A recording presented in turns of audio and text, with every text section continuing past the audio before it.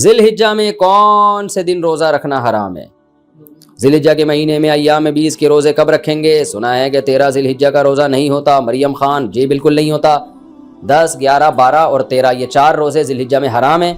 تو ایام 20 کے روزے آپ 14، 15، 16 کو رکھ لیں، وہ انشاءاللہ ایام 20 کے روزوں کا آپ کو پورا ثواب ملے گا۔ بچے کو 2 سال سے زائد دودھ پلانے کا گناہ ہوگا؟ اگر کوئی خاتون بچے کو 2 سال کے بعد تک، مطلب بچہ 3 سال کا ہو گیا اور وہ دودھ پلا رہی ہوں، تو کیا وہ گناہگار ہوں گی؟ زوجہ ظفر اقبال دبئی سے: جی بالکل گناہگار ہوں گی۔ فقہ حنفی میں بھی فتویٰ اسی پر ہے کہ 2 سال کے بعد دودھ پلانا جائز نہیں ہے۔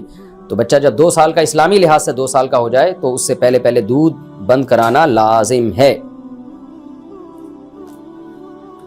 بقرعید کی رات عبادت کی فضیلت کیا 9 ذی الحجہ یا شب بقرعید، یعنی دونوں عیدین جو ہے ان کی عبادت کی فضیلت ثابت ہے؟ تنویر خان: جو عید الفطر یا عید الاضحیٰ کی رات کی عبادت کی فضیلت ہے، یہ کسی بھی صحیح حدیث سے ثابت نہیں ہے۔ اس بارے میں روایات ضعیف بھی ہیں اور حد درجے کی کمزور روایات ہیں، اور قیاس کے بھی خلاف ہیں۔ قیاس کا مطلب جو دوسری دیگر احادیث سے جو مضمون مترشح ہو رہا ہے اس کے بھی خلاف ہے۔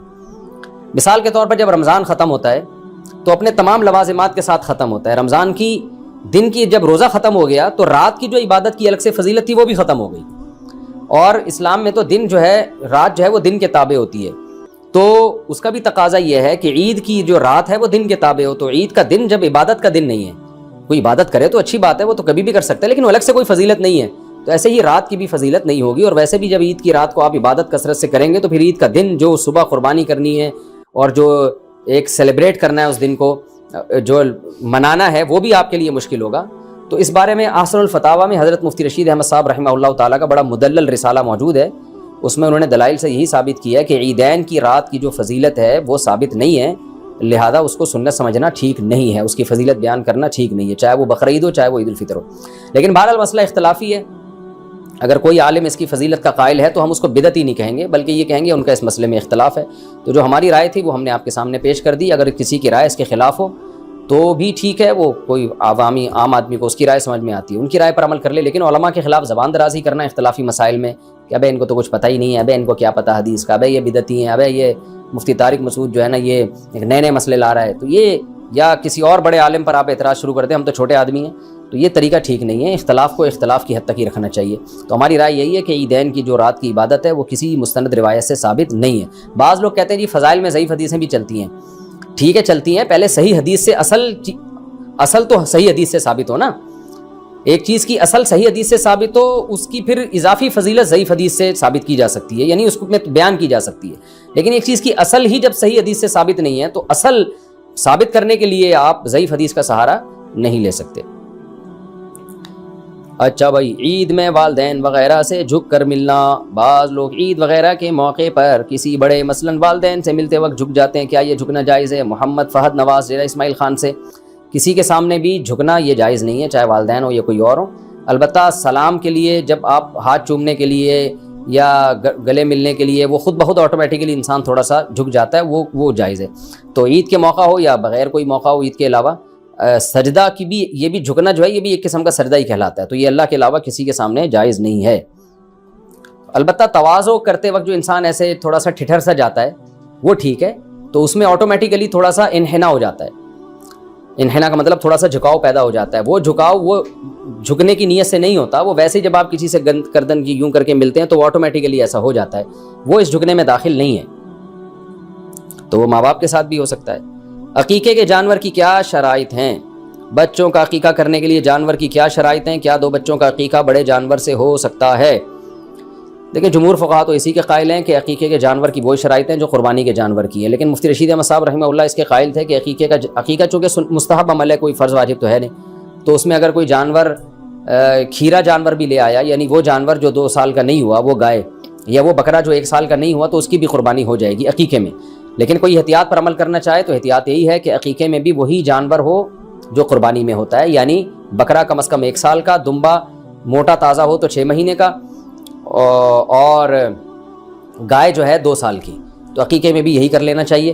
باقی یہ ہے کہ بچوں کا عقیقہ بڑے جانور میں ہو سکتا ہے، بالکل ہو سکتا ہے، اور بقرعید کی گائے میں بھی ہو سکتا ہے، تو بڑے جانور میں بھی عقیقہ کیا جا سکتا ہے، یعنی اس کا ایک حصہ لے لیں، اگر بچی ہے اور بچہ ہے تو 2 حصے ڈال لیں، تو یہ بھی جائز ہے۔ قربانی کا گوشت 3 حصوں میں تقسیم کرنا لازم ہے۔ قربانی کے گوشت کو 3 حصوں میں یعنی اپنے علاوہ رشتہ داروں اور غریبوں میں تقسیم کرنا لازم ہے، یا سارا گوشت خود بھی رکھ سکتے ہیں۔ بنت طالب کراچی سے، بہتر یہ ہے کہ 3 حصے کر دیں، ایک رشتہ داروں کے لیے، ایک مستحقین کے لیے، غریبوں کے لیے، اور ایک اپنے لیے۔ کوئی لازمی نہیں ہے۔ آج کل تو جتنے رشتہ دار ہیں اکثر قربانی کر رہے ہوتے ہیں، تو اگر رشتہ داروں کا حصہ نہ بھی رکھا تو 1/3 آپ غریبوں کے لیے نکال دیں تو بھی ٹھیک ہے۔ اور اگر کوئی خود غریب ہے اور بچوں کو گوشت پورے سال زیادہ مقدار میں کھانے میں نہیں ملتا، تو پھر اس کے لیے افضل یہ کہ پورا گوشت خود رکھے گا، کیونکہ اپنے بچوں کا حق دوسروں سے بہرحال زیادہ ہے۔ بعض غریب گھرانے ہوتے ہیں پورے سال گوشت نہیں ملتا ان کو بچوں کو کھانے کے لیے، بچے خوش ہوتے ہیں ابو گائے لائے ہیں، بکرا لائے ہیں، اب تو گوشت خوب دبا کے پھوڑیں گے ہم، تو ابا نے اٹھا کے صدقہ کر دیا، تو بچوں کا بڑا اس میں نقصان ہوتا ہے۔ تو شریعت یہ کہتی ہے کہ پہلے اپنے بچے بعد میں دوسروں کے بچے۔ تو اس لیے اگر کوئی غریب ہے اور خاندان بڑا ہے اس کا، تو اس کو چاہیے کہ وہ سارا گوشت خود ہی رکھ لے۔ اچھا بھائی، قربانی کا گوشت کتنے دن تک استعمال کر سکتے ہیں؟ قربانی کا گوشت کتنے عرصے تک کھا سکتے ہیں؟ کچھ لوگ کہتے ہیں قربانی کا گوشت محرم الحرام سے پہلے ختم ہو جانا چاہیے، کیا یہ صحیح ہے عاقب شادو بھائی سے؟ نہیں، جب تک چاہیں کھائیں، آپ اگلے سال قربانی تک بھی چلا سکتے ہیں اگر آپ کے پاس فریزر ہے یا گوشت اسٹور کرنے کا انتظام ہے۔ باقی یہ کہ اگر اللہ نے مال دیا ہے تو کھائیں اور کھلا کے ختم کریں، غریب ہیں تو اسٹور کر لیں، تو مالدار ہیں تو ایک کھا لیں اور جتنا کھا سکتے ہیں اور کھلا بھی دیں، جلدی جلدی کر لیں۔ تو باقی جائز ہے کہ جب تک چاہیں آپ استعمال کریں۔ اکثر میں اس پہ ایک چٹکلا بھی سناتا ہوں نا، ایک آدمی نے خواب دیکھا کہ اس کا بکرا جو ہے وہ جنت میں گھوم رہا ہے، جو اس نے ذبح کیا تھا، لیکن ٹانگ نہیں ہے اس کی۔ تو اس نے پوچھا فرشتوں سے خواب میں کہ بھائی یہ میرا بکرا پورا یہاں آ گیا، ابھی تک یہ ٹانگ کیوں نہیں؟ اس نے کہا وہ ابھی تک تیرے فریج میں پڑی ہوئی ہے اس لیے۔ تو خیر ایک چٹکلا ہے، لیکن یہ کہ اللہ نے پیسہ دیا ہے، مال دیا ہے، تو کھا لیں جلدی جلدی اس کو، غریب ہیں تو پھر بھی اسٹور کر لیں۔ قربانی کا گوشت کیا غیر مسلم کو دے سکتے ہیں؟ قربانی کا گوشت غیر مسلم کو دینا کیسا ہے؟ یہاں اکثر غیر مسلم کے ساتھ کاروبار وغیرہ کے معاملات ہوتے ہیں، وہ بے تکلفی سے گوشت کا سوال کر دیتے ہیں، اس بارے میں شرعاً کیا حکم ہے؟ خالد خان یوپی سے، بالکل دے سکتے ہیں، غیر مسلم کو قربانی کا گوشت دے بھی سکتے ہیں، اس کے ساتھ حسن سلوک کا ثواب بھی ملے گا انشاءاللہ۔ گھر میں مشترک نظام ہو تو گوشت کی تقسیم کا حکم۔ اگر کسی جانور میں ایک ہی گھر کے افراد شریک ہوں تو بھی وزن کر کے حصے الگ الگ کرنا ضروری ہے۔ محمد ثاقب، اگر وہ اپنے اپنے حصے لے کے جا رہے ہیں پھر تو وزن کر کے حصے الگ کرنا ضروری ہے، وزن نہیں کرنا چاہتے تو 7 حصوں میں کلیجی ملا دیں۔ لیکن اگر ایک ہی فریزر ہے اور سب مشترک کھا رہے ہیں تو پھر تقسیم ہی جب نہیں ہو رہا تو پھر اسی پوری گائے کو آپ جو صدقہ کرنا چاہیں صدقہ کر دیں جتنا حصہ، باقی ایک ڈی فریزر میں ڈال دیں، سب نکال کے وہیں سے کھاتے رہیں، پھر تقسیم کرنا ضروری نہیں ہے اگر ایک ہی چولہے میں سب کچھ پک رہا ہے۔ لیکن اگر حصہ الگ کرنا چاہیں تو پھر پراپر طریقے سے کرنا پڑے گا۔